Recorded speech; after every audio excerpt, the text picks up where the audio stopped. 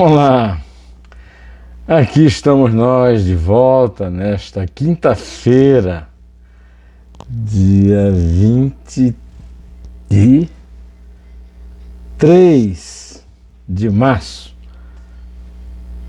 de 2023. Vou começar com mais uma frase muito além de infeliz, mas uma frase absurda do presidente Luiz Inácio Lula da Silva, que começa no absurdo a dizer assim, eu não vou falar, aí fala, né? Bom, depois dela eu vou falar também para vocês da briga entre o genro e o sogro, o que indicou o genro para ser advogado do Lula, e que o genro vai terminar no Supremo Tribunal Federal, mas o sogro agora já não são mais amigos, andaram brigando por honorário. Essa turma gosta do dinheiro, né? Pois é, vou falar ainda da briga entre o Arthur Lira e o Rodrigo Pacheco em torno da questão das comissões parlamentares de inquérito. Também do terrível crime em que a presidente da Câmara Municipal de Juazeiro do Norte, lá do Padre Cícero, no Ceará, foi assassinada pelo namorado Jackson Pinto, que se matou. Bom, para começo de conversa, eu agradeço muito a você por sua permanência, por sua fidelidade, pela forma bastante atenta com que age aqui vendo os vídeos e comentando, e peço o favor de que continue colocando nas suas redes sociais e sugerindo aos amigos que eles façam a mesma coisa. Bom, imagine o seguinte, depois de ter dito aquilo que o objetivo dele é vingar-se do Moro, o verbo que ele usou foi mais pesado, né? O Lula disse nesta quinta-feira que, abre aspas, é visível que é uma armação do Moro, mas eu vou pesquisar e vou saber por que da sentença.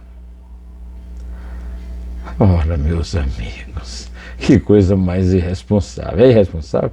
É mais, né?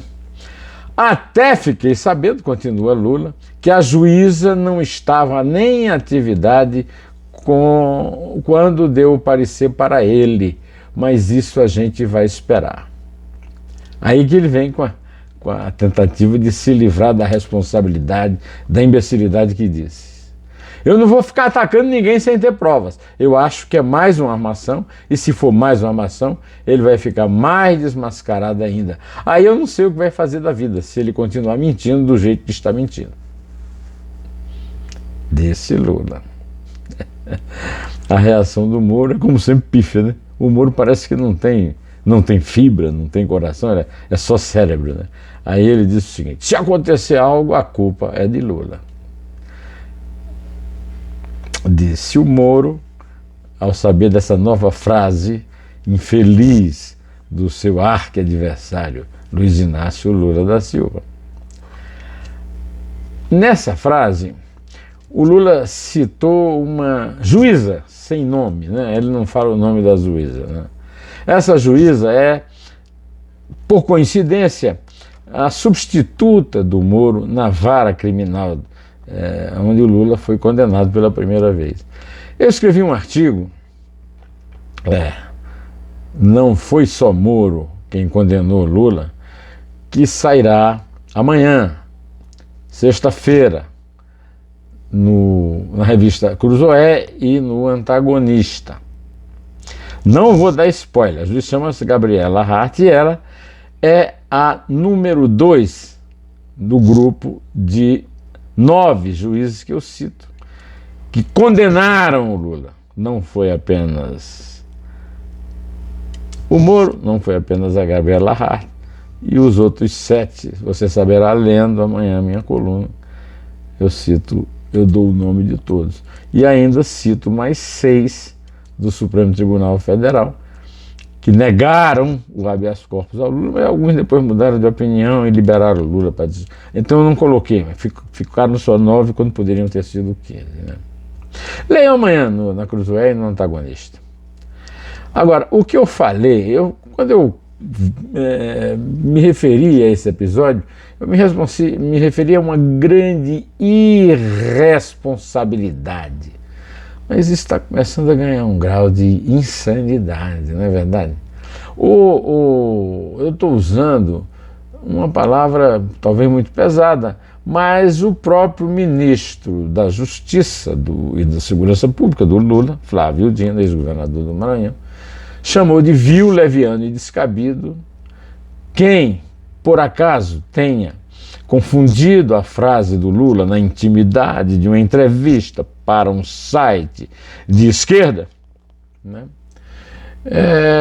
com a operação da Polícia Federal, que prendeu 9 dos seus chefões, comprometidos com um projeto para matar várias autoridades, inclusive o Sérgio Moro e seus familiares, e o promotor que mandou alguns dos seus chefões para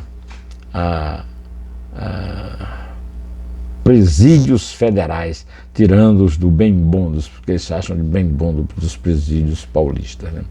Diante de tudo isso, né, 45 dias de trabalho da Polícia Federal, 9 presos, casas fotografadas, jornais noticiando, televisão noticiando, rádio, dinheiro apreendido, o Moro se sentiu autorizado a dizer o seguinte: vejo o presidente dando muita risada de uma família ameaçada pelo crime organizado.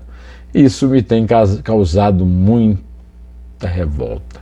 Se você não quiser ouvir o Moro propriamente, ouça o Nando Moura, que o Nando Moura imita o Moro com um pouco de humor, né? Mas muito bem, né?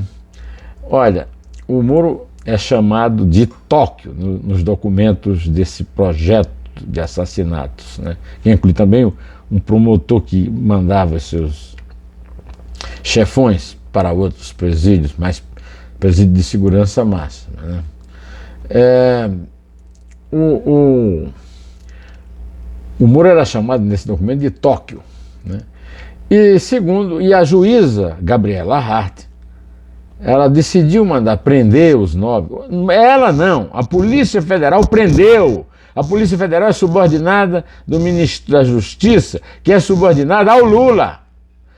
E a juíza simplesmente despachou, e ela explicou que despachou quando viu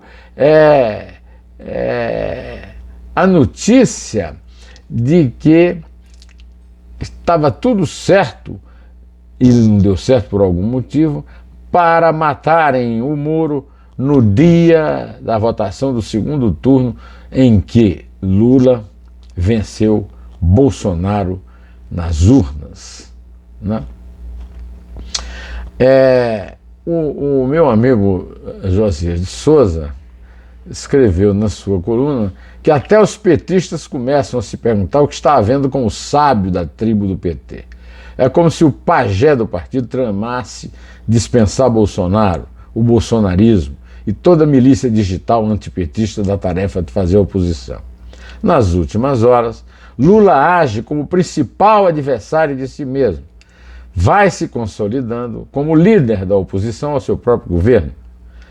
O Josias, nesse artigo publicado no UOL, que eu estou citando aqui, chama Lula de pêndulo desgovernado. Só faltou, o Josias é brilhante, eu não vou dizer o que é que está faltando no artigo dele, mas a verdade é que o Bolsonaro também foi o principal líder da oposição a si mesmo e a principal causa da própria derrota na eleição para o Lula. O outro personagem importante nesse projeto do primeiro comando da capital para matar autoridades que eles consideram desafetas do grupo, né, era o promotor Lincoln Guaquia, né, que é conhecido. O Sérgio Moro até que não tem tanta importância, fica uma impressão, eu vi inclusive alguém falando, não me lembro mais quem foi, na televisão, que, na verdade, parece mais uma coisa de encomenda, alguém que chegou e pagou para o PCC fazer isso. Mas como eu vou fazer como Lula, né? Eu não vou dizer isso porque eu não posso provar, então quando eu puder provar, aí eu digo, tá? Essa operação foi baseada num relato de um ex-membro da organização criminosa que se converteu em testemunha protegido depois de ser ameaçado de morte por um dos seus líderes. E aqui tem uma personagem da minha vida, né? Um dos 9 chefões presos foi André Macedo, o André do Rap, preso em 2019 acusado de traficar cocaína para a Europa e solto por habeas corpus concedido por quem? Por quem? Marco Aurélio Melo, do Supremo Tribunal Federal. Faz 7 anos que eu entrevistei no Roda Viva e ele perguntou assim para mim: o José Neumann de Pinto, você não confia na nossa Suprema, você não acredita na nossa Suprema Corte?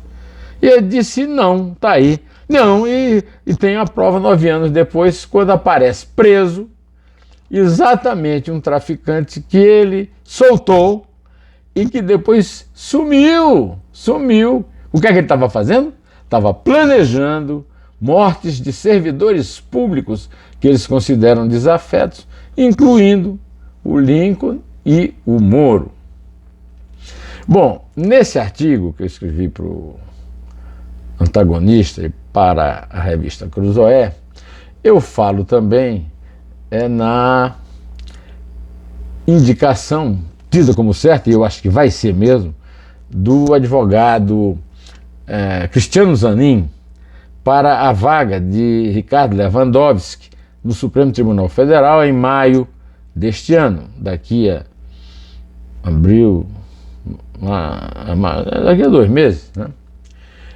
O Lewandowski é amigão de família, compadre do Lula. A Marisa, a primeira mulher dele, foi babá na casa do irmão do Lewandowski e tal. E o Luiz Zanin, não, o Luiz Zanin não tem nem idade para ser amigo do Lula, né? Mas o Luiz Zanin é filho de Roberto Teixeira. E o Roberto Teixeira sempre foi, o advogado do Lula. Só que o Roberto Teixeira se comprometeu com os casos denunciados pelo Paulo de Tarso Venceslau, que foi secretário das Finanças das prefeituras petistas de Campinas, sob Jacobitá, e de São José dos Campos, sob Ângela Guardanin, e certamente o Paulo deu uma entrevista muito grande para o grande repórter Luiz Macluf de Carvalho, e foi publicado no Jornal da Tarde, quando eu trabalhava lá, né, da empresa do Estado de São Paulo. Pois é, isso traria problemas na hora da indicação. E o Zanin não. O Zanin pode ser criticado por falta de saber jurídico, por qualquer coisa. Agora, uma coisa é outra, né? Ele é um cara limpo, né? Agora, segundo notícia publicada no Globo hoje, ele está rompido desde o ano passado com o sogro e também advogado Roberto Teixeira. E viu uma crise de família se tornar combustível para opositores de sua candidatura e motivar a divulgação, nesta quarta-feira, de uma carta de solidariedade em relação à fritura. Teixeira é aliado de longa data, padrinho do filho mais velho do presidente Lula, e foi o responsável pela indicação de Zanin para a defesa do petista na Lava Jato. Ou seja como for, Teixeira está sendo um empecilho, né?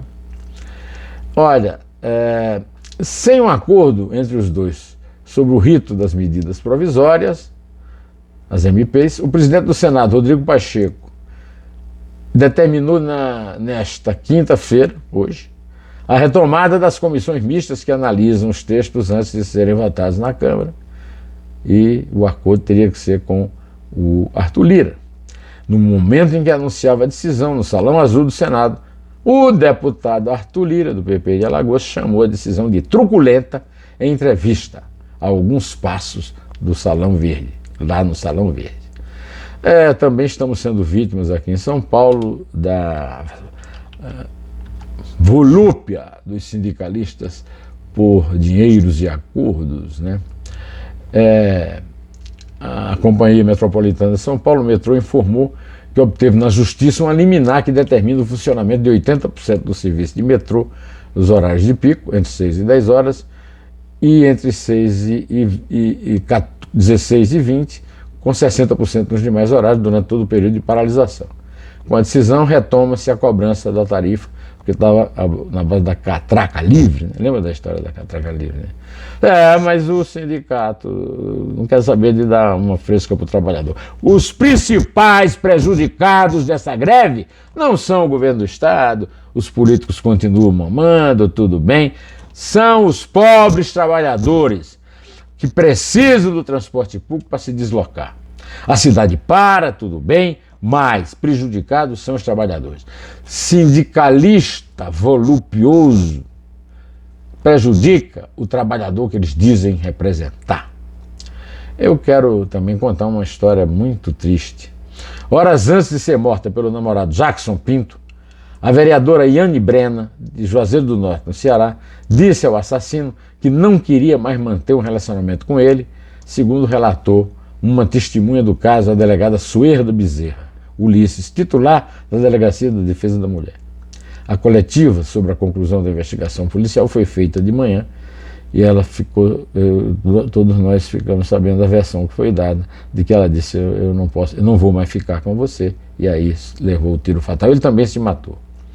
Eu também convido você aqui para visitar aqui esse canal, vendo o Neumann em entrevista com o ex-secretário federal de Segurança Pública, o coronel PM de São Paulo, José Vicente da Silva Filho, que disse que em casos como o de Natal, que entrou hoje no 10º dia de violência, 10º, sem que nada tenha sido feito que debelasse o problema, a polícia sempre chega atrasada porque é um descompasso entre a inteligência da Polícia Civil e a do sistema prisional, que de fato não existe, disse o coronel, e eu concordo. No Dois Dedos de Prosa, o ator e jornalista Oswaldo Mendes fala sobre Ribalta Podcast, do qual participa com um grupo de diretores e atores, né? E que o programa semanal do canal do Neumann no YouTube fez o Dois Dedos de Prosa, e ele já trabalha nesse Ribalta Podcast, que é um papo, e ele disse que esses papos, né, têm a virtude de serem descontraídos, e neles são reveladas muitas observações interessantes. Obrigado, Oswaldo. Aliás, eu recomendo muito também o Ribalta Podcast, porque o tema tem sido o gênio do teatro brasileiro, Plínio Marcos, meu querido amigo.